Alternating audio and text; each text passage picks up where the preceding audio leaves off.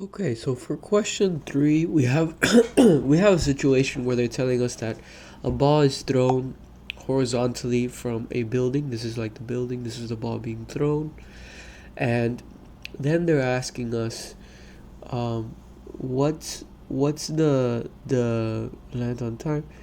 It's gonna be thrown from the top of the building, and it's asking us, after having been in the air for a certain amount of time and encountering no significant air resistance, if the building were twice as tall, what would have been the air time? What expression can be expresses the air time? So twice a building twice the height has to be twice as much, right?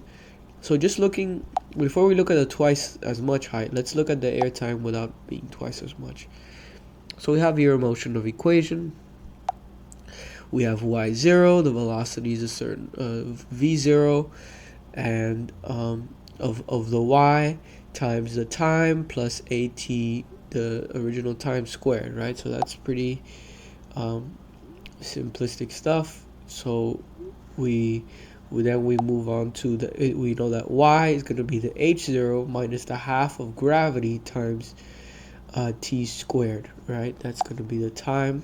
And now if y is equal to 0, h0 is going to equal to gt squared. We basically solve for t, right? And we get the square root of 2h0 divided by g, the height, right? This h0, I mean just height. So now what would happen if now it's twice as much?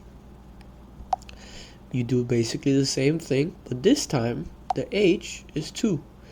And when you do that, and you have y equals 0, you solve, right? And when you solve for t, now you end up with t equals the square root of 2 times t.